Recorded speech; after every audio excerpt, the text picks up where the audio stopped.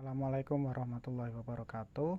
Eh, Sebelumnya kita berjumpa lagi. Kita akan memulai pembelajaran matematika. Yang kita gunakan adalah APP Inventor. Nah, APP Inventor itu yang ini.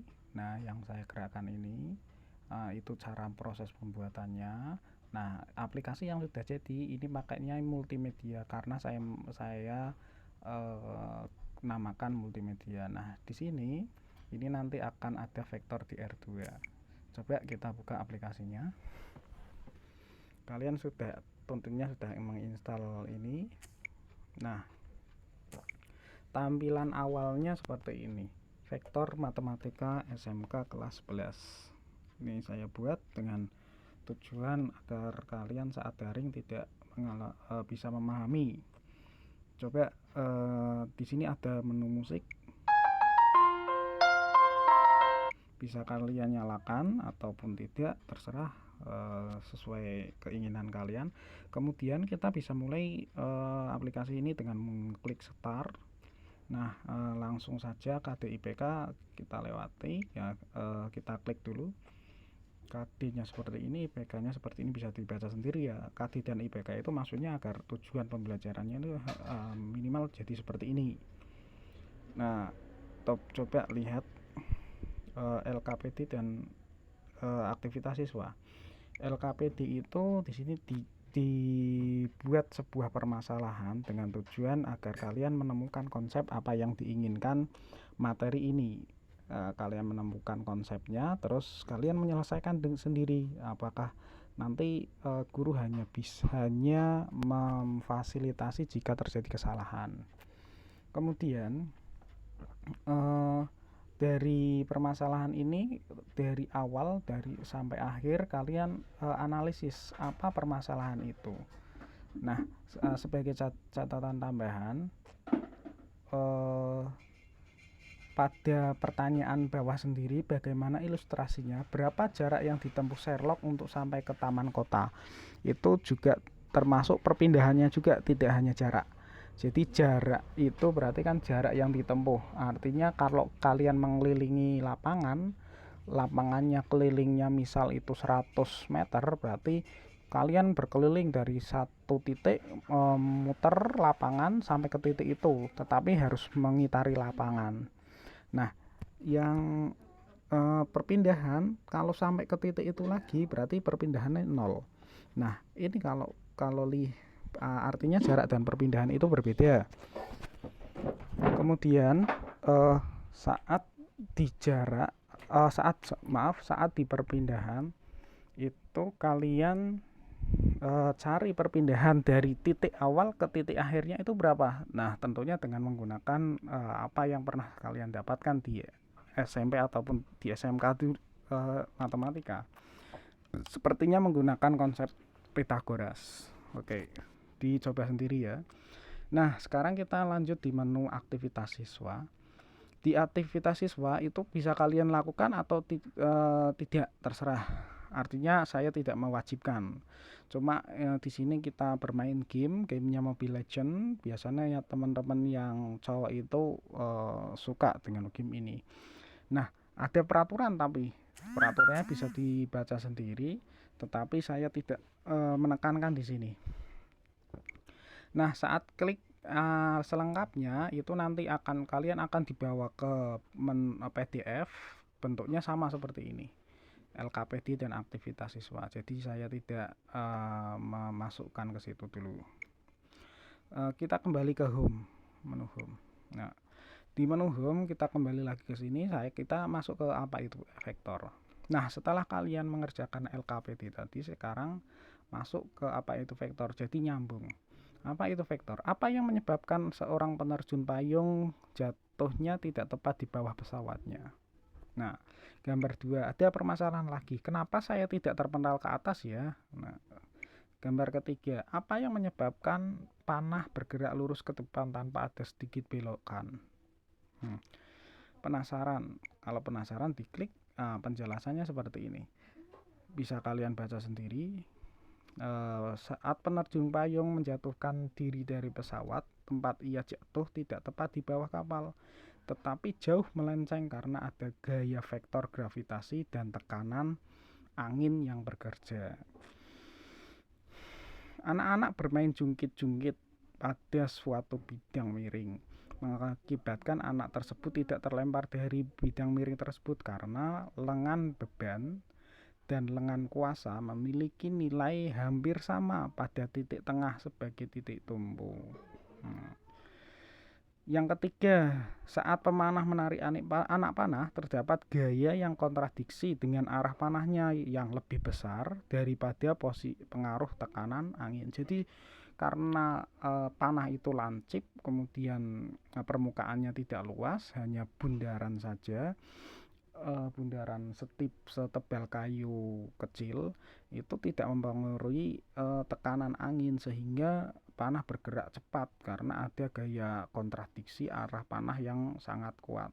Nah, akhirnya bergerak lurus tanpa berbelok. Nah, penjelasan di sini sudah lengkap. Kemudian kita masuk ke pengertian. Pengertian itu di sini kita dihadapkan pada vektor adalah apa? Nah, bisa dibaca sendiri. Perbedaannya dengan skalar. Skalar itu apa? Coba dibaca. Nah, di sini nanti ada vektor AB.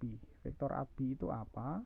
Kemudian vektor AB itu bisa disebut juga vektor P, asalkan di situ ada vektor tulisan P kecil, terus di atasnya ada panah. Nah, vektor P adalah vektor yang pangkalnya di titik A dan ujungnya di titik B. Pangkal itu awal mulainya vektor, ujung itu akhir berhentinya vektor. Artinya vektor itu diawali dari A sampai ke B. Nah, dalam bentuk matriks vektor P dapat dituliskan sebagai berikut. Nah, vektor P itu bisa dituliskan vektor AB. Nah, pada di gambar yang bawah sendiri itu sama dengan komponen X dengan komponen Y, kurung buka komponen X komponen Y. Nah, komponen X komponen Y-nya itu apa? Nah, kita lihat di contoh soal. Contoh, misalkan dari gambar 1.5 gambar di atas maksudnya, kita tempatkan titik R seperti tampak gambar berikut. Nah, PQ vektor P ke R dilanjutkan R ke Q. Dari P ke R melangkah 4 satuan ke kiri. P ke R 4 langkah satuan ke kiri, sehingga komponen X bertanda negatif min 4. Kemudian sedangkan R ke Q melangkah 3 satuan ke atas, artinya sehingga merupakan komponen Y itu dengan tanda positif atau ditulis 3. Maka vektor PQ jika dinyatakan dalam bentuk vektor kolom adalah vektor PQ sama dengan min 4 dan 3. Min 4 itu komponennya X, 3 itu komponennya Y, seperti itu. Kita kembali lagi ke sini. Sebentar, tadi ada yang terlewat atau tidak. Video ini bisa kalian tonton atau tidak perlu. Ini nanti diarahkan ke YouTube. Sifatnya sunnah. Oke. Nah, sekarang kita masuk operasi vektor di R2. Lihat, sebagaimana bilangan pada vektor juga berlaku operasi aljabar seperti penjumlahan, pengurangan. Coba bisa dilihat. Ada permasalahan.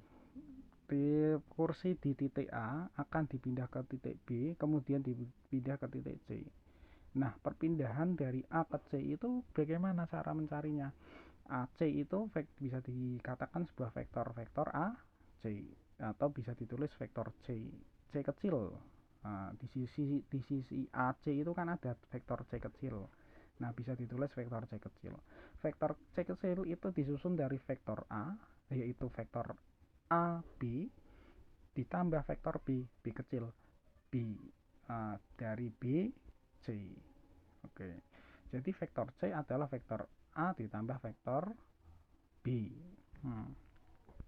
Kemudian nanti berlaku juga untuk pengurangan. Coba dilihat pengurangan. Jika vektor A dan vektor B searah. Nah, dilihat vektor A dan vektor B searah. Di pengurangan ini nanti ada dua konsep, jika vektor A dan vektor B searah atau sejajar atau gimana lah, dalam garis lurus maksudnya. Yang kedua, jika A dan B tidak searah atau tidak sejajar atau tidak dalam satu garis lurus. Yang atas dulu, misalkan kita lihat gambar di sebelah kiri itu ada garis merah PQ diwakili dari vektor A, kemudian sebentar, vektor PQ diwakilkan dengan vektor A, ditulis di sebelah kanannya misalkan vektor PQ sama dengan vektor A. Nah, sekarang kita lihat di bawahnya vektor RQ ya, di garis ke yang di tengah, yang merah yang di tengah, RQ itu sama dengan min B. Kenapa min B? Kenapa? Karena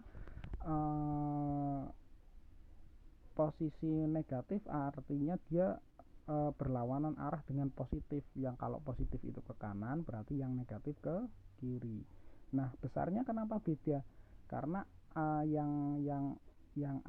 yang PQ itu sebesar A, sedangkan yang RQ itu sebesar B. Jadi dua besaran yang berbeda dan arahnya juga beda.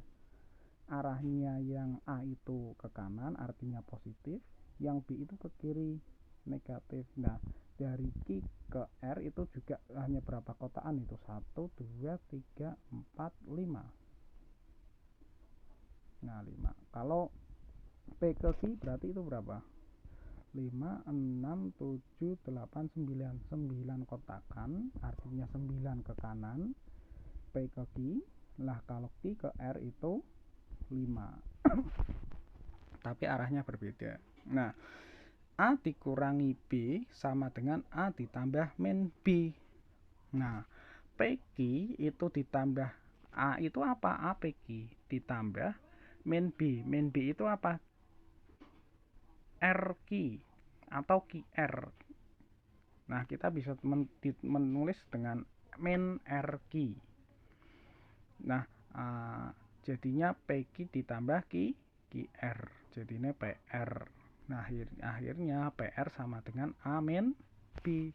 PR itu ya, yang bawah sendiri, PR adalah hasil dari A yang panjang banget terus dikurangi yang B, beda arah. Jadinya yang paling bawah sendiri itu ada garis lurus PR, seperti itu. Kemudian yang tidak searah, kita lihat yang bawahnya. Jika AB tidak searah, A-nya ke bawah, B-nya ke atas agak serong, A-nya lurus ke kanan, B-nya ke atas agak serong, terus BA itu agak ke bawah, serong ke bawah. Nah, kita lihat OA itu sama dengan A, OB itu sama dengan min B. Kenapa min B? Nah, kalau ditambah B itu awal dari B itu bukan dari Q, bukan dari O, itu O maksudnya ya, OB bukan OB, tetapi dari AB, seperti itu. Nah, dari A ke B, jadi nanti hasilnya adalah OB. Nah, kita lihat OA itu pangkalnya di O dan ujungnya di A, OB pangkalnya di O, ujungnya di B, artinya A dikurangi B, seperti itu. Nah, hasilnya adalah B ke A itu adalah A min B.